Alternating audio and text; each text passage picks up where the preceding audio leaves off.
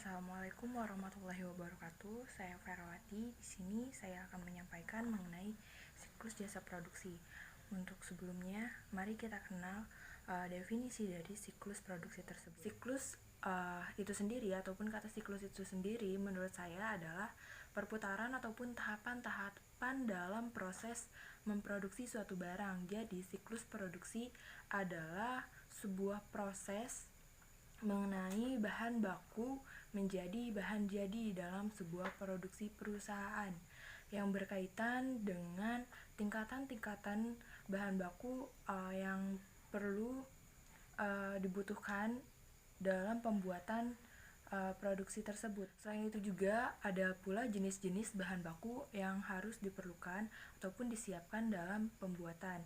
Juga tingkatan-tingkatan lainnya mengenai transaksi-transaksi yang berkaitan dengan kejadian-kejadian dalam sebuah produksi tersebut. Transaksi tersebut dimulai dari adanya permintaan untuk bahan baku yang dijadikan menjadi bahan jadi, kemudian transaksi pengiriman barang-barang jadi tersebut. Nah, untuk itu, maka transaksi-transaksi tersebutlah yang disebut dengan siklus produksi. Untuk siklus ini terdapat 3 komponen, yaitu yang pertama adanya siklus pengeluaran. Untuk siklus pengeluaran, di dalamnya membahas mengenai pencatatan beban ataupun biaya-biaya overhead dan juga biaya-biaya pembelian bahan baku. Yang kedua yaitu adanya siklus personalia. Untuk siklus personalia ini adalah pencatatan pembiayaan yang diperlukan dalam yang diperlukan untuk pekerja produksinya atau tenaga kerja produksi. Dan yang ketiga yaitu adanya catatan siklus pendapatan. Untuk siklus pendapatan ini adalah siklus terakhir di mana sebuah bahan baku menjadi bahan jadi dan kemudian dilakukannya pengiriman juga penjualan. Jadi siklus ini disebut juga dengan siklus pendapatan. Dan juga interaksi siklus dan akun utama itu dipengaruhi oleh siklus manufaktur. Untuk siklus produksi ini bersinggungan dengan tiga siklus. Yang pertama itu adanya siklus pengeluaran. Siklus pengeluaran yang mencakup mengenai biaya pembelian bahan baku dan juga biaya overhead pabrik. Dan yang kedua adanya siklus personalia. Untuk siklus personalia ini berhubungan mengenai biaya pengeluaran tenaga kerja produksi. Dan yang ketiga adanya siklus pendapatan. Untuk siklus pendapatan ini mengenai bahan jual ataupun barang yang telah jadi, transaksi-transaksi dari barang jadi tersebut. Kemudian interaksi siklus dan akun utama yaitu dipengaruhi oleh siklus manufaktur itu sendiri. Perlu dicatat juga bahwa dalam pencatatan siklus produksi yaitu pada kredit untuk pencatatan bahan baku, manufaktur dan juga tenaga kerja langsung. Untuk debit yaitu mengenai persediaan barang dalam proses, dan untuk entry yaitu pencatatan mengenai rekam transfer produksi barang jadi tersebut. Dan kemudian berikut ini yaitu bagian alir dari siklus produksi yang akan saya jelaskan di slide berikutnya. Dalam pembahasan ini, siklus produksi dan persediaan terdiri atas yang pertama yaitu prosedur pencatatan barang atau produk jadi. Yang kedua, adanya prosedur pencatatan harga pokok produk jadi yang dijual. Yang ketiga, prosedur pencatatan harga pokok persediaan. Yang keempat, prosedur permintaan dan pengeluaran barang gudang. Dan berikut merupakan prosedur pencatatan barang produk jadi. Rangkap 3, lembar 1 yang dikirimkan bersama barang ke bagian gudang dan lembar 2 dikirimkan ke bagian akuntansi. Lembar ketiganya disimpan sebagai arsip. Jadi lembar 1 itu sebagai receipt ataupun penerima. Yang kedua yaitu yang dikirimkan ke bagian akuntansi, dan yang ketiga yang disimpan sebagai prepare atau orang yang mempersiapkannya. Yang kedua ada bagian akuntansi menerima bukti pengiriman barang jadi pada lembar 2 dari bagian produksi, kemudian diarsip untuk dijadikan bukti bahwa bagian produksi telah menyelesaikan produk jadi dan sudah melakukan pengiriman ke bagian akuntansi. Bagian gudang menerima barang barang jadi dan bukti pengiriman barang jadi lembar 1 di bagian produksi tersebut. Berdasarkan bukti pengiriman barang jadi tersebut, bagian gudang mengisi kartu gudang yang menyatakan bahwa bagian gudang menerima barang sejumlah unit barang jadi yang telah ditransfer oleh bagian produksi. Setelah mengisi kartu gudang, bagian gudang meminta tanda tangan untuk mengetahui produk jadi yang masuk ke bagian gudang, ataupun pada bagian akuntansi tersebut. Bagian akuntansi menerima kartu gudang untuk ditandatangani sebagai bukti penerimaan barang jadi. Setelah itu, pengiriman kartu gudang yang telah ditandatangani ke bagian gudang.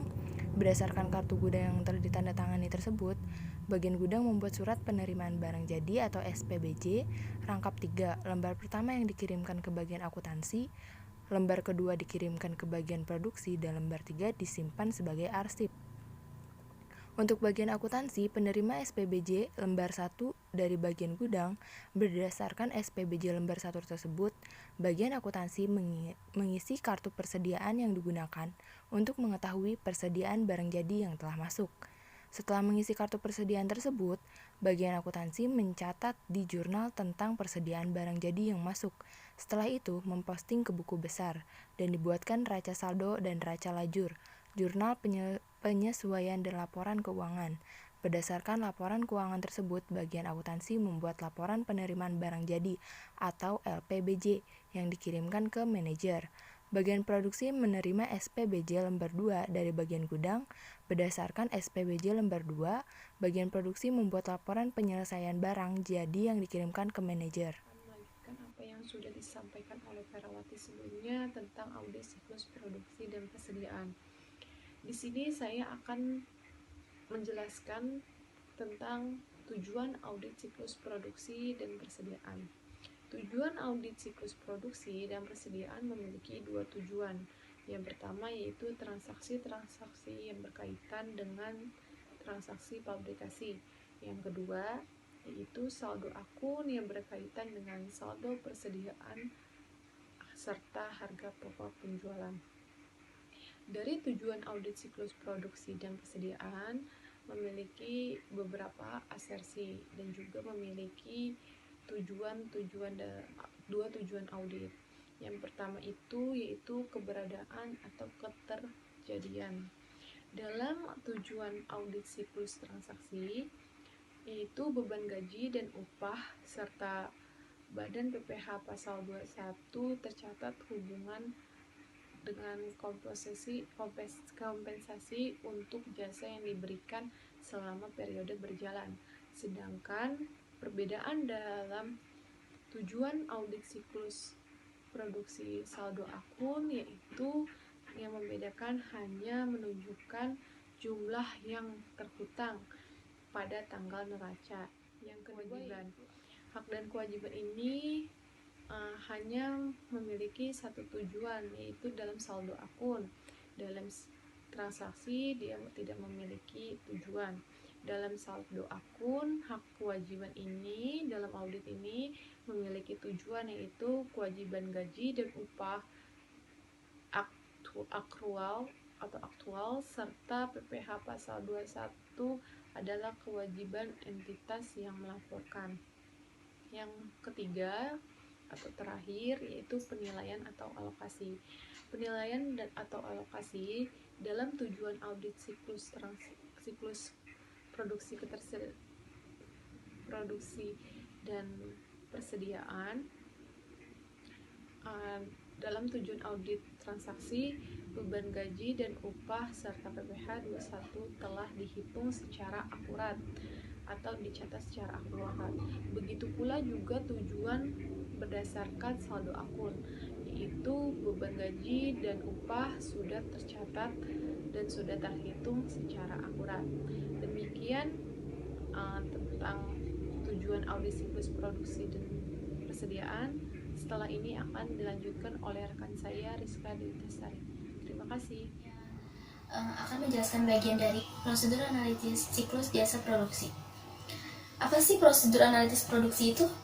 Nah, prosedur analitis produksi itu adalah prosedur yang murah dari segi biaya dan dapat membuat auditor waspada terhadap potensi terjadinya salah saja. Seperti yang saya sebutkan tadi, laporan keuangan yang disajikan untuk audit itu memperlihatkan kecenderungan naiknya margin laba yang disertai dengan naiknya jumlah dari perputaran persediaan. Maka mungkin telah ditetapkan terlalu tinggi, ini akan memperingatkan auditor agar memperhatikan secara seksama bagaimana keberadaan dan penilaian. Ya. Nah, hal ini juga akan memperingatkan auditornya agar memperhatikan secara sesama keberadaan dan penilaian persediaan. Auditor juga mungkin harus diperingatkan akan masalah pisah batas yang dapat menyebabkan persediaan ditetapkan terlalu tinggi. Selanjutnya yaitu prosedur analitis personalia. Nah, prosedur analitis personalia ini yang sangat bermanfaat dalam mengidentifikasi kecurangan potensial. Misalnya itu bila gaji atau upah kotor pegawai lebih tinggi dari jumlah yang diperkirakan auditor, prosedur ini akan sangat efektif apabila auditor bisa menggunakan perangkat lunak audit. Digeneralisasi mengelompokkan pegawai berdasarkan kategori gaji atau upah rata-rata per kategori pegawai. Selanjutnya di sini ada tabel prosedur analisis yang biasa digunakan untuk mengaudit siklus produksi. Tabel yang pertama berisi rasio, yang kedua rumus, yang ketiga signifikasi audit. Yang pertama itu jumlah hari perputaran persediaan dengan rumus rata-rata hutang persediaan harga pokok penjualan dikali 365. 365-nya itu hari dalam 1 tahun. Nah, kemudian signifikasi auditnya, pengalaman sebelumnya mengenai jumlah hari perputaran persediaan digabungkan dengan pengetahuan tentang harga pokok penjualan akan bermanfaat dalam mengestimasi tingkat persediaan tahun berjalan. Perpanjangan periode ini dapat mengindikasikan masalah eksistensi atau keberadaan atau masalah dalam menentukan nilai yang terendah antara harga pokok dan harga pasar. Yang kedua yaitu pertumbuhan persediaan terhadap pertumbuhan harga pokok penjualan. Untuk rumusnya saya masih kurang paham cara bacanya seperti apa. Kita lanjut ke signifikasi auditnya. Rasio yang lebih besar dan 1,0 menunjukkan bahwa persediaan tumbuh lebih cepat daripada penjualan. Rasio yang lebih besar dapat menunjukkan kemungkinan adanya masalah keusangan persediaan. Yang ketiga, barang jadi yang diproduksi terhadap bahan baku yang digunakan dengan rumus kuantitas barang jadi sama dengan kuantitas bahan baku. Dengan signifikasinya berguna dalam mengestimasi efisiensi proses fabrikasi, dapat membantu dalam mengevaluasi kewajaran biaya produksi. Yang keempat, barang jadi yang diproduksi terhadap tenaga kerja langsung. Rumusnya yaitu kuantitas barang jadi sama dengan jam tenaga kerja langsung. Dengan signifikasi auditnya bermanfaat dalam mengestimasi efisiensi proses fabrikasi, dapat membantu dalam mengevaluasi kewajaran biaya produksi. Yang terakhir yaitu produk yang cacat per juta. Dengan rumus jumlah produk cacat sebagai persentase dan setiap juta yang diproduksi. Signifikasi auditnya bermanfaat dalam mengestimasi efektivitas proses fabrikasi, dapat membantu dalam mengevaluasi kewajaran biaya produksi dan beban garansi. Sekian penjelasan dari saya tentang prosedur analisis siklus jasa produksi. Selanjutnya akan dijelaskan oleh teman saya, yaitu Octavianus Gulo. Nama saya Octavianus Gulo dari Fakultas Ekonomi jurusan Akuntansi S1 Universitas Pamulang, dan di sini saya akan melanjutkan penjelasan. Materialitas secara umum dapat diartikan sebagai salah saji dalam pembuatan laporan keuangan yang dapat mempengaruhi pengguna untuk mengambil keputusan. Nah, jika dalam audit ini mengalami salah saji dalam potensi, dan sekarang ada pengendaliannya teman-teman. Nah, pengendaliannya apa itu yang maksud dengan pengendalian dalam salah saji audit, yaitu yang membandingkan kinerja aktual organisasi dengan standar yang ditentukan, menemukan penyimpangan dan upaya untuk mengambil tindakan korektif. Pengendalian ini juga dapat berfungsi untuk manajemen, untuk memastikan bahwa kegiatan dalam organisasi dilakukan sesuai dengan yang direncanakan.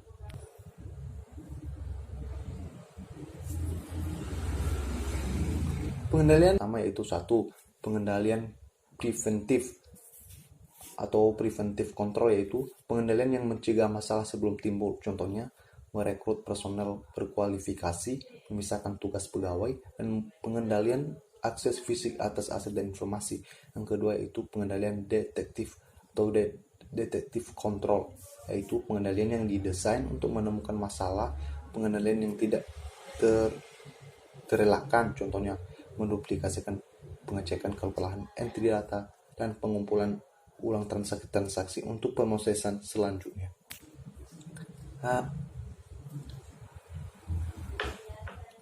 Nah, di sini teman-teman, dalam pengendalian internal ini juga ada beberapa kategori yang dipisahkan.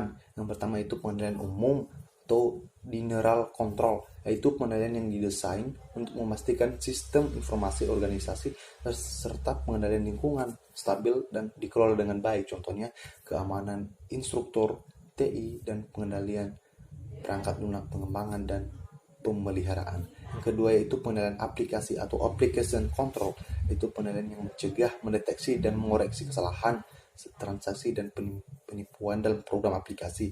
Pengendalian ini juga fokus terhadap ketetapan, kelengkapan, validitas, serta otoritas yang didapat dimasukkan, diproses, disimpan, ditransmisikan ke sistem dan dilaporkan. Nah, di sini teman-teman, saya akan berikan contoh salah saji serta pengendaliannya ya.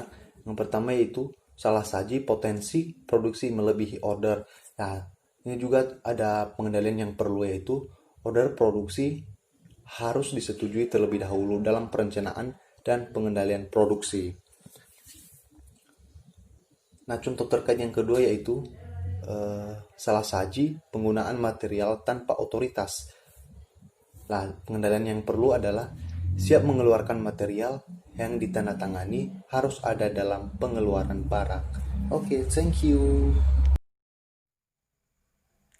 Jadi, dari pemaparan yang telah disampaikan oleh teman-teman dan juga saya, maka dari siklus produksi ini dapat saya tarik kesimpulannya bahwa audit produksi ini merupakan audit ataupun pemeriksaan yang dilakukan oleh perusahaan, baik itu internal maupun eksternal, yang bertujuan untuk mengetahui ataupun mengontrol tentang efisiensi dan juga aktivitas dalam sebuah produksi di perusahaan tersebut. Maka dari itu, perlunya audit produksi, yaitu merupakan sebuah proses ataupun kegiatan yang harus disesuaikan dengan prosedur yang telah ditetapkan oleh perusahaan.